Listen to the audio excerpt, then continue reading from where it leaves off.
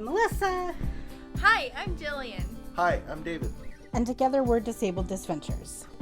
I have several medical conditions that limit my mobility. I call myself an ambulatory wheelchair user. I use a wheelchair or a mobility scooter anytime I'm outside the house in order to get around. I like to say that we're a disability lifestyle and travel. We do videos on theme parks, cruise ships, and other places that we visit. But come with us on our next adventure. Welcome to this video for Disabled DISventures. This is going to be some generic disability travel tips. They are in no particular order, and they may not match the clip on the screen, just FYI. That's so that way I have video up for this. I like Mom's Driving. Which doesn't happen super often. All right, so my first disability travel tip is do research about where you're going and what you're doing. So contact the company, look at reviews, watch YouTube videos, Google search, talk to a travel agent. Talk to anybody that you know have been to the location. Yes, but do a lot of research because there's a lot of issues with travel and specifically with disability travel that can be mitigated by appropriate research ahead of time. Tip number 2, make sure you have snacks with you. There is nothing worse than being out on a travel day going somewhere, being stuck in a car, being stuck in an airport, being stuck on a plane, being stuck on a train, and being hungry. Train? Yeah. People travel by train. Who travels by train anymore? Some people do.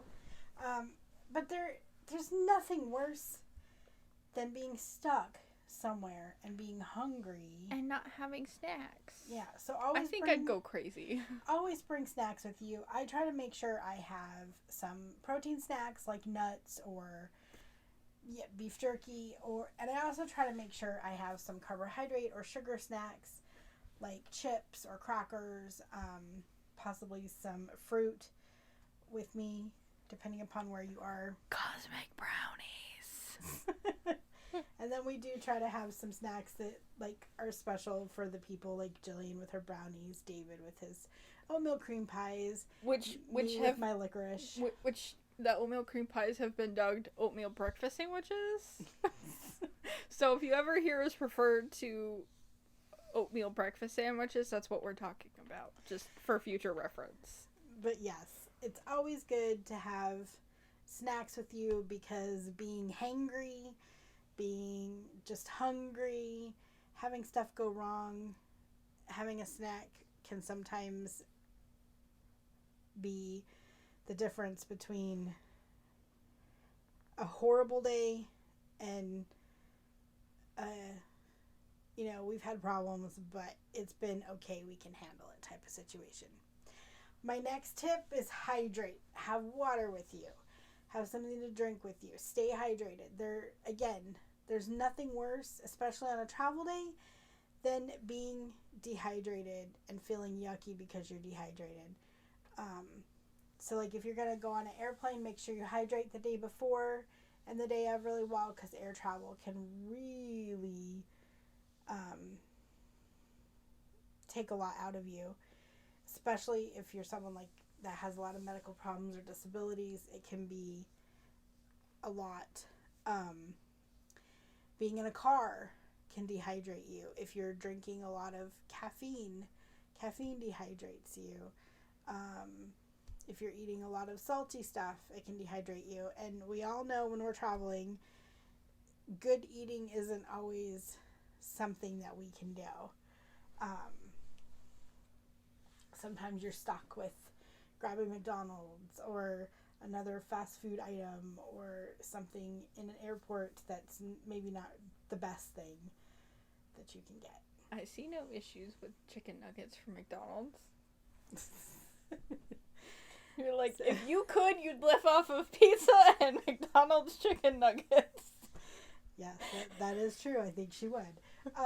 So my next disability travel tip is don't forget to bring what you need for your disabilities.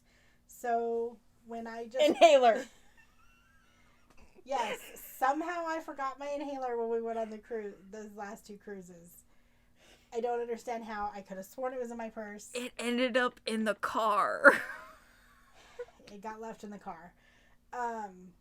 I forgot my cane in my sister's car when I just went to Universal Studios. So I didn't have my cane for that trip. That was not fun. And then she bought one, and then it broke. Yes. The same day. I bought one, and then it fell out of my basket on my scooter, and I roll over it, and it broke. So make sure you have the things that you need. The first cruise that David and I went on in 2015, I decided I wanted to try to walk it. So I bought a rollator to try and do that instead of using my wheelchair. And that did not end well. No. Like, you need to have the tools you need for the trip. So just make sure you have all that stuff. If you don't think you need it, you probably need it. Bring it just in case. Like, and there is stuff that I do bring just in case I need it. And sometimes I don't need that stuff. But I do feel better. And then there are times where she goes, I haven't used it. I haven't needed it. And then, 2 days later, I need it. I could use that. Yeah. So I tend to bring stuff that I think I'm going to need just to be on the safe side.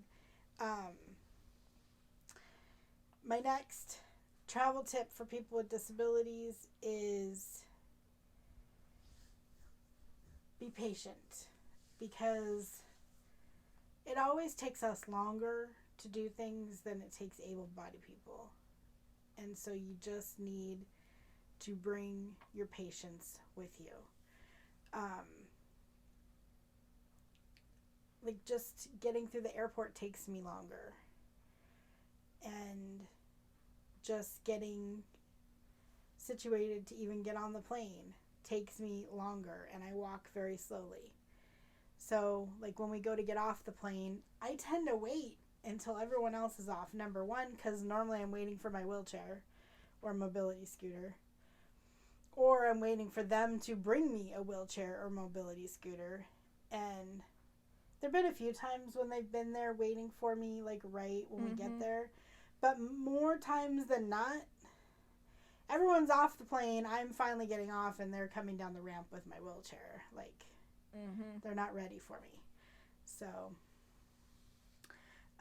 the other thing is, and what's going on here in the video right now, make sure your accommodations fit what you need.